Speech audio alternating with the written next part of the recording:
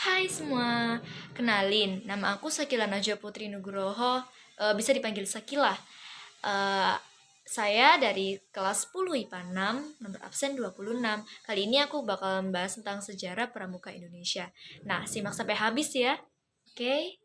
Jadi, Pramuka sendiri itu merupakan singkatan dari Praja Muda Karana, yang memiliki arti jiwa muda yang suka berkarya.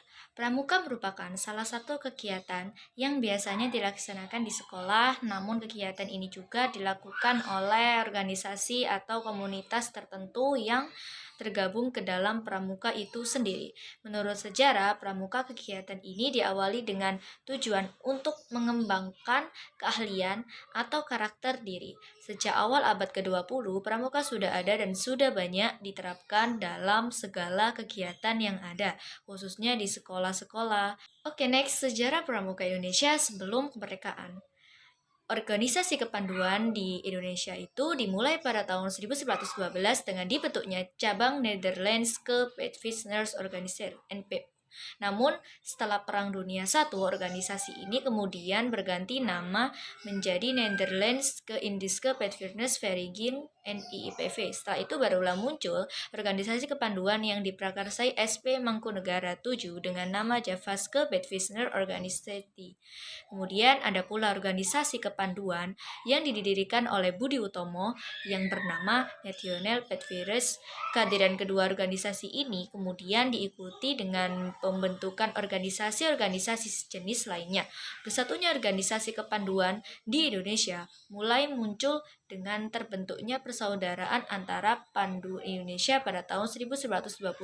Namun upaya untuk mempersatukan seluruh kegiatan kepanduan di Indonesia baru membuahkan hasil ketika Badan Pusat Persaudaraan Kepanduan Indonesia BPPKI menggelar perkembangan kepanduan Indonesia Oncem Perkendo di tahun 1941.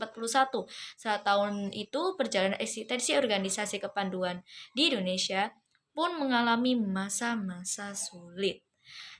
Jadi, sejarah pramuka Indonesia setelah kemerdekaan ini, sebulan setelah Indonesia menyatakan kemerdekaannya, beberapa tokoh kepanduan berkumpul di Yogyakarta. Mereka bersepakat untuk membentuk Panitia Kesatuan Kepanduan Indonesia sebagai suatu panitia kerja.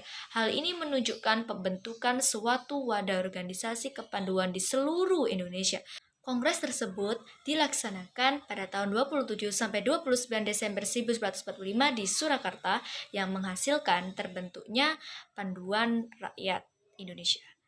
Jadi barulah pada 1 Februari 1947 pemerintah Republik Indonesia itu mengakui Pandu Rakyat Indonesia sebagai satu-satunya organisasi kepanduan yang ditetapkan dengan keputusan Menteri Pendidikan, Pengajaran dan Kebudayaan nomor 93 bagian A hingga akhirnya pada 1948 Pandu Rakyat Indonesia dilarang keberadaannya oleh Belanda di setiap wilayah yang masih dikuasai Belanda.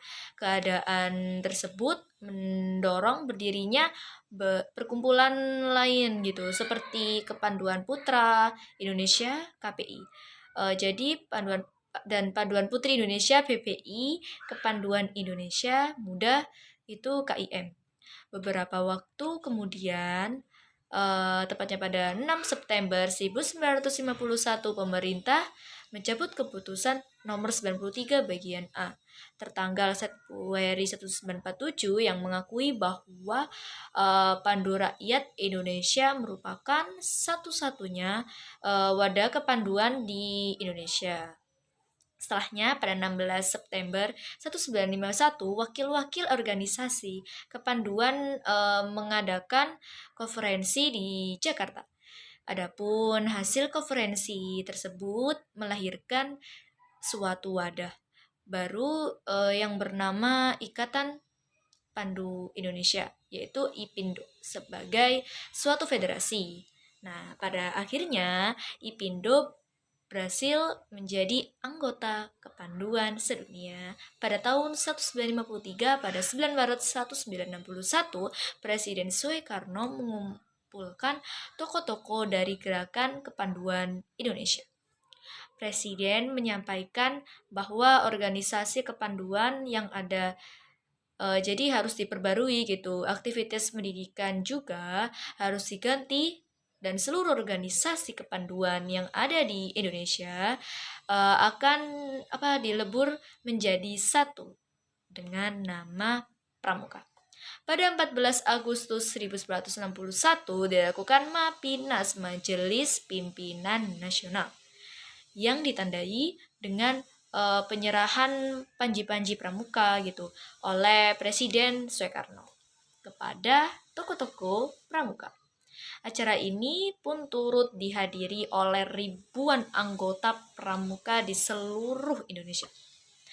Hal tersebut bertujuan untuk memperkenalkan gerakan pramuka kepada masyarakat.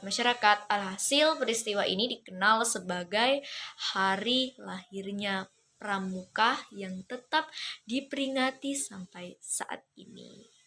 Gitu.